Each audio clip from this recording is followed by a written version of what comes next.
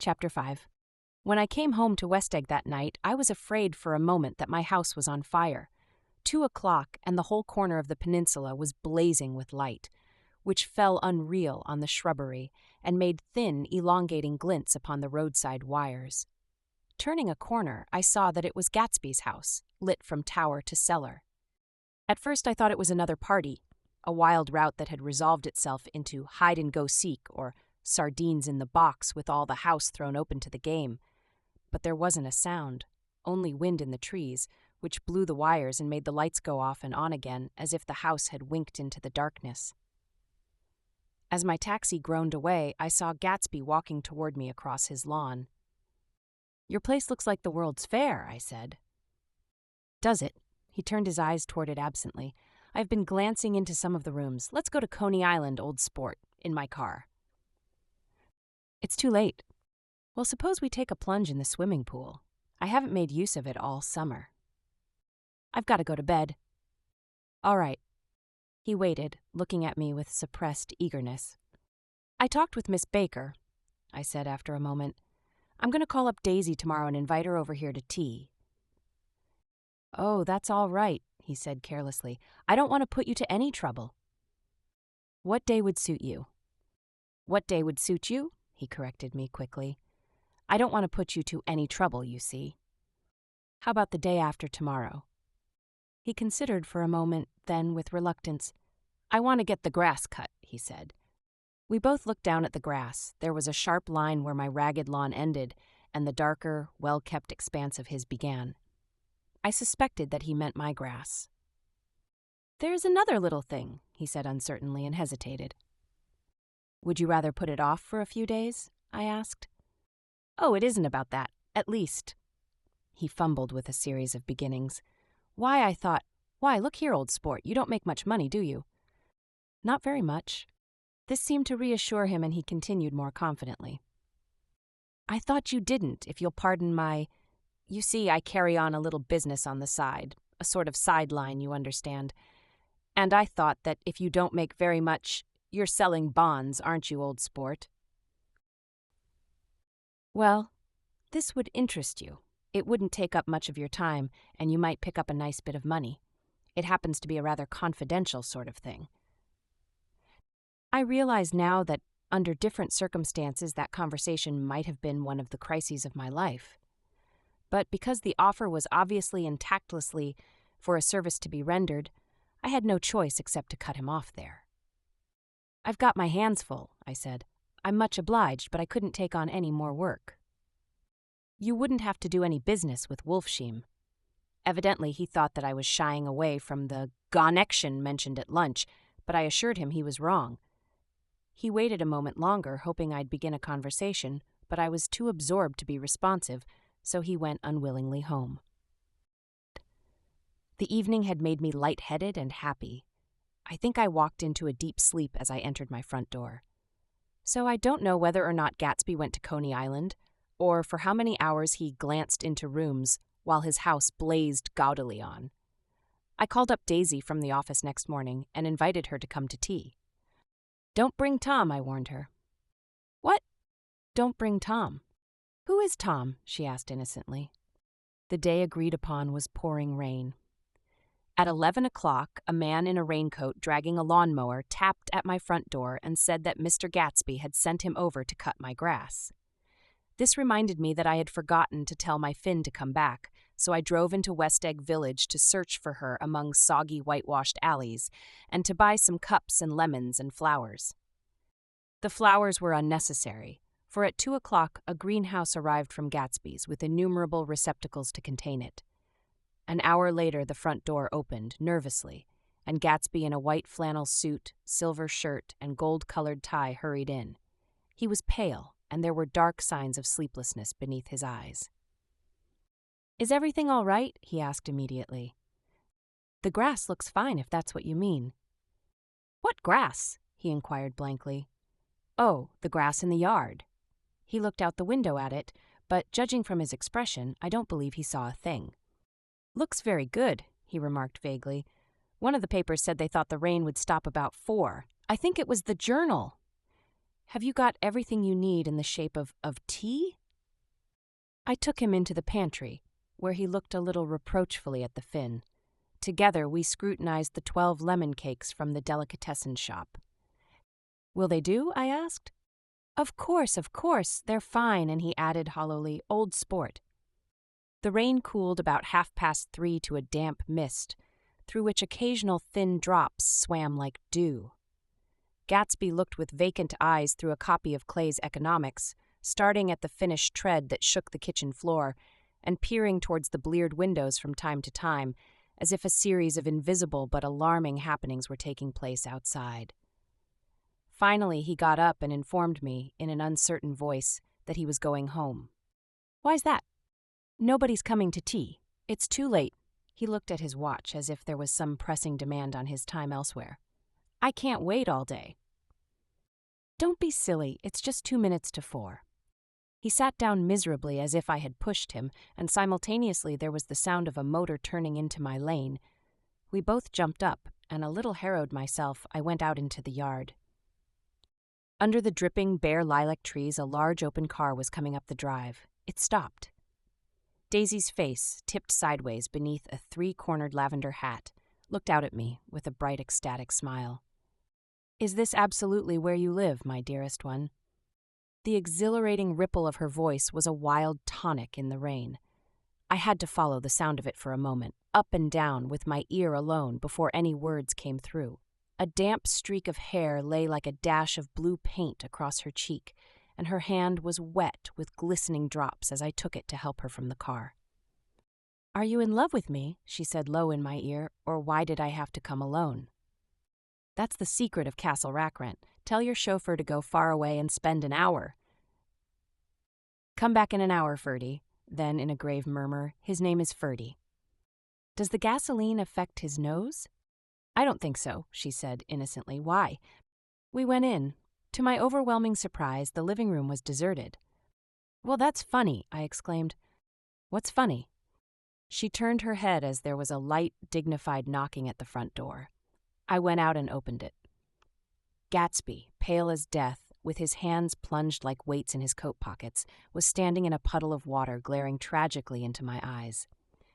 With his hands still in his coat pockets, he stalked by me into the hall, turned sharply as if he were on a wire, and disappeared into the living room. It wasn't a bit funny. Aware of the loud beating of my own heart, I pulled the door to against the increasing rain. For half a minute there wasn't a sound. Then from the living room I heard a sort of choking murmur and part of a laugh, followed by Daisy's voice on a clear artificial note. I certainly am awfully glad to see you again. A pause. It endured horribly. I had nothing to do in the hall, so I went into the room. Gatsby, his hands still in his pockets, was reclining against the mantelpiece in a strained counterfeit of perfect ease, even of boredom. His head leaned back so far that it rested against the face of a defunct mantelpiece clock, and from this position his distraught eyes stared down at Daisy, who was sitting, frightened but graceful, on the edge of a stiff chair. We've met before, muttered Gatsby. His eyes glanced momentarily at me, and his lips parted with an abortive attempt at a laugh. Luckily, the clock took this moment to tilt dangerously at the pressure of his head, whereupon he turned and caught it with trembling fingers, and set it back in place. Then he sat down rigidly, his elbow on the arm of the sofa and his chin in his hand. I'm sorry about the clock, he said. My own face had now assumed a deep, tropical burn. I couldn't muster up a single commonplace out of the 1,000 in my head. It's an old clock, I told them idiotically. I think we all believed for a moment that it had smashed in pieces on the floor. We haven't met for many years, said Daisy, her voice as matter-of-fact as it could ever be. 5 years next November. The automatic quality of Gatsby's answer set us all back at least another minute. I had them both on their feet with the desperate suggestion that they help me make tea in the kitchen when the demoniac Finn brought it in on a tray. Amid the welcome confusion of cups and cakes, a certain physical decency established itself. Gatsby got himself into a shadow and, while Daisy and I talked, looked conscientiously from one to the other of us with tense, unhappy eyes. However, As calmness wasn't an end in itself, I made an excuse at the first possible moment and got to my feet. "Where are you going?" demanded Gatsby in immediate alarm. "I'll be back. I've got to speak to you about something before you go." He followed me wildly into the kitchen, closed the door, and whispered, "Oh, God," in a miserable way. "What's the matter?" "This is a terrible mistake," he said, shaking his head from side to side. "A terrible, terrible mistake. You're just embarrassed, that's all." And luckily, I added, "Daisy's embarrassed, too."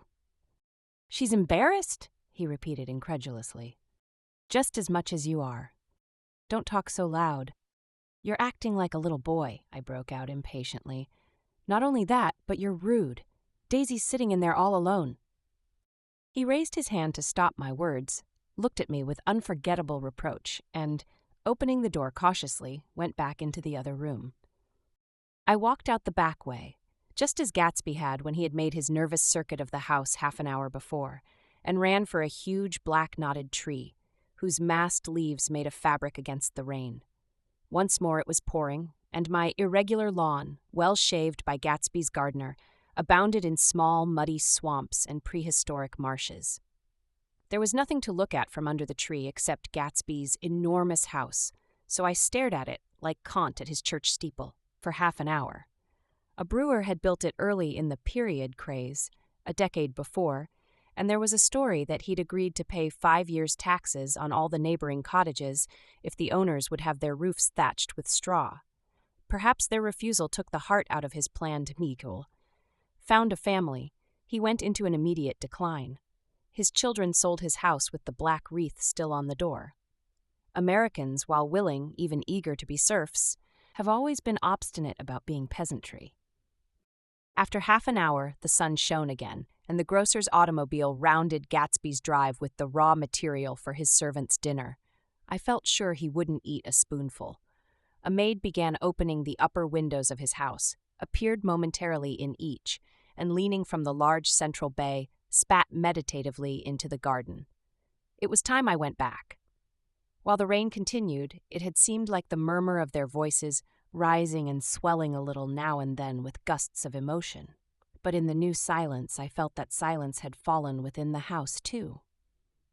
I went in, after making every possible noise in the kitchen, short of pushing over the stove. But I don't believe they heard a sound. They were sitting at either end of the couch, looking at each other as if some question had been asked or was in the air, and every vestige of embarrassment was gone.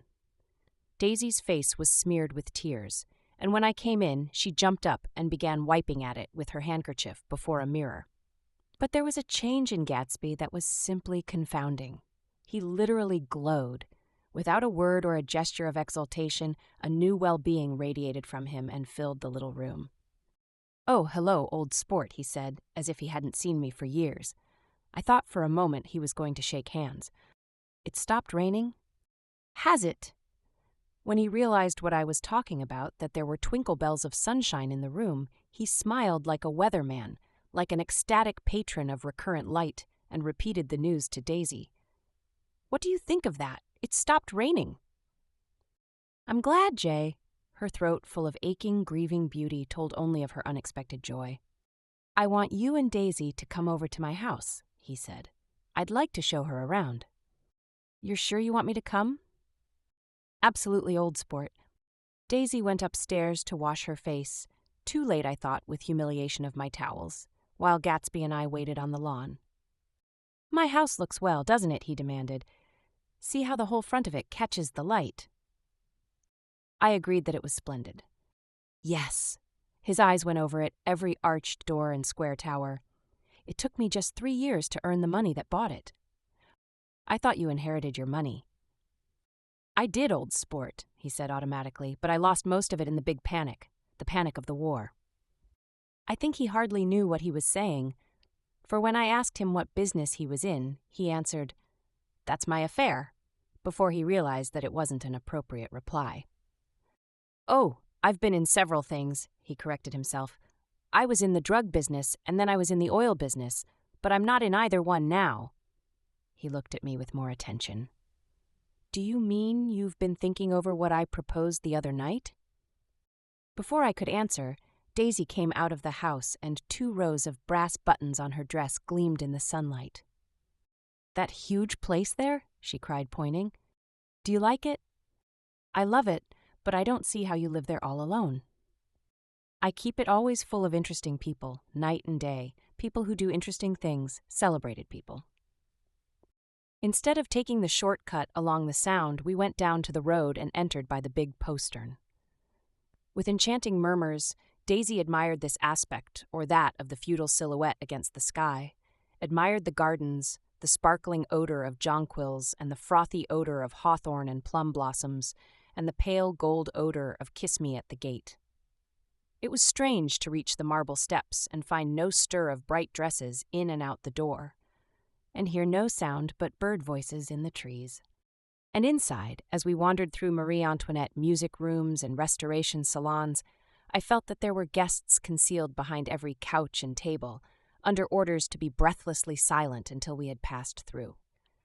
As Gatsby closed the door of the Merton College library, I could have sworn I heard the owl-eyed man break into ghostly laughter. We went upstairs, through period bedrooms swathed in rose and lavender silk and vivid with new flowers, through dressing rooms and pool rooms, and bathrooms with sunken baths, intruding into one chamber where a disheveled man in pajamas was doing liver exercises on the floor. It was Mr. Klipspringer, the boarder. I had seen him wandering hungrily about the beach that morning. Finally we came to Gatsby's own apartment, a bedroom and a bath, and an Adam's study, where we sat down and drank a glass of some chartreuse he took from a cupboard in the wall. He hadn't once ceased looking at Daisy, and I think he revalued everything in his house according to the measure of response it drew from her well-loved eyes. Sometimes, too, he stared around at his possessions in a dazed way, as though in her actual and astounding presence none of it was any longer real. Once he nearly toppled down a flight of stairs. His bedroom was the simplest room of all, except where the dresser was garnished with a toilet set of pure dull gold. Daisy took the brush with delight and smoothed her hair, whereupon Gatsby sat down and shaded his eyes and began to laugh. "It's the funniest thing, old sport," he said hilariously. When I try to..." He had passed visibly through 2 states and was entering upon a third. After his embarrassment and his unreasoning joy, he was consumed with wonder at her presence. He had been full of the idea so long, dreamed it right through to the end, waited with his teeth set, so to speak, at an inconceivable pitch of intensity. Now, in the reaction, he was running down like an overwound clock. Recovering himself in a minute, he opened for us 2 hulking patent cabinets, which held his massed suits and dressing gowns and ties, and his shirts, piled like bricks in stacks a dozen high. "I've got a man in England who buys me clothes. He sends over a selection of things at the beginning of each season, spring and fall." He took out a pile of shirts and began throwing them, one by one, before us, shirts of sheer linen and thick silk and fine flannel, which lost their folds as they fell, and covered the table in many-colored disarray. While we admired, he brought more, and the soft, rich heap mounted higher. Shirts with stripes and scrolls and plaids in coral and apple green and lavender and faint orange with monograms of Indian blue. Suddenly, with a strained sound, Daisy bent her head into the shirts and began to cry stormily. "They're such beautiful shirts," she sobbed, her voice muffled in the thick folds. "It makes me sad because I've never seen such beautiful shirts before." After the house, we were to see the grounds and the swimming pool and the hydroplane and the midsummer flowers. But outside Gatsby's window, it began to rain again, so we stood in a row looking at the corrugated surface of the Sound.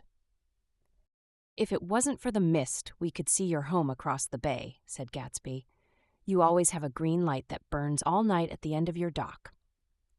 Daisy put her arm through his abruptly, but he seemed absorbed in what he had just said. Possibly it had occurred to him that the colossal significance of that light had now vanished forever. Compared to the great distance that had separated him from Daisy, it had seemed very near to her, almost touching her. It had seemed as close as a star to the moon. Now it was again a green light on a dock. His count of enchanted objects had diminished by 1. I began to walk about the room, examining various indefinite objects in the half-darkness.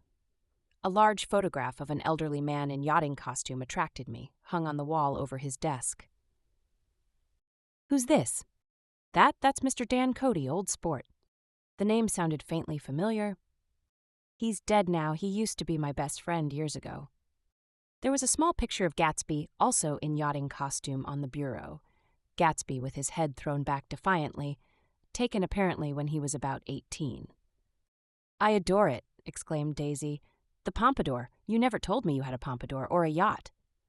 "Look at this," said Gatsby quickly. "Here's a lot of clippings. About you."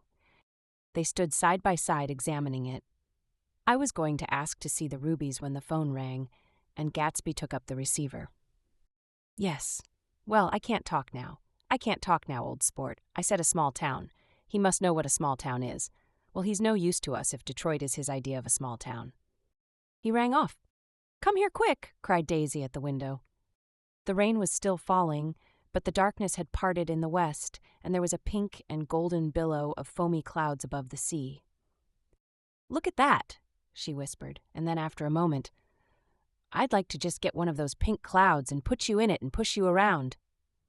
I tried to go then, but they wouldn't hear of it. Perhaps my presence made them feel more satisfactorily alone. "I know what we'll do," said Gatsby. "We'll have Klipspringer play the piano." He went out of the room calling, "Ewing," and returned in a few minutes accompanied by an embarrassed, slightly worn young man with shell-rimmed glasses and scanty blonde hair.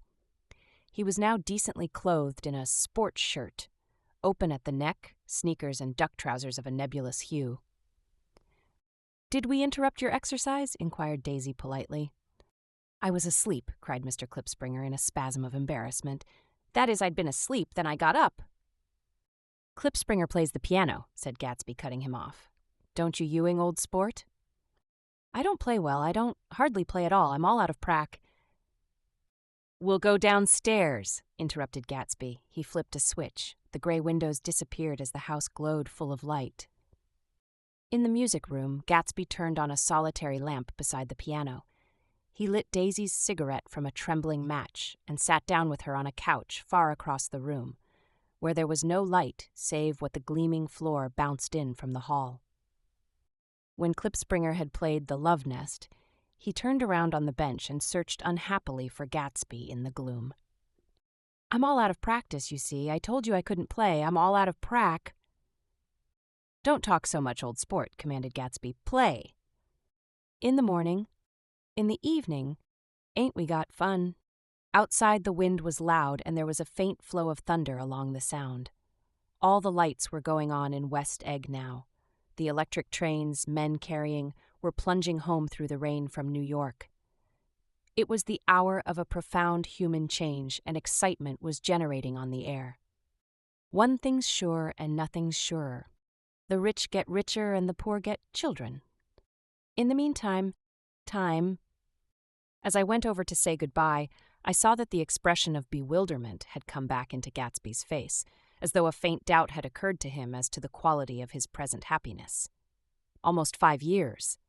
There must have been moments even that afternoon when Daisy tumbled short of his dreams, not through her own fault, but because of the colossal vitality of his illusion. It had gone beyond her, beyond everything. He had thrown himself into it with a creative passion, adding to it all the time, decking it out with every bright feather that drifted his way. No amount of fire or freshness can challenge what a man can store up in his ghostly heart. As I watched him, he adjusted himself a little, visibly. His hand took hold of hers, and as she said something low in his ear, he turned toward her with a rush of emotion. I think that voice held him most, with its fluctuating, feverish warmth, because it couldn't be overdreamed. That voice was a deathless song. They had forgotten me, but Daisy glanced up and held out her hand. Gatsby didn't know me now at all. I looked once more at them, and they looked back at me, remotely, possessed by intense life. Then I went out of the room and down the marble steps into the rain, leaving them there together.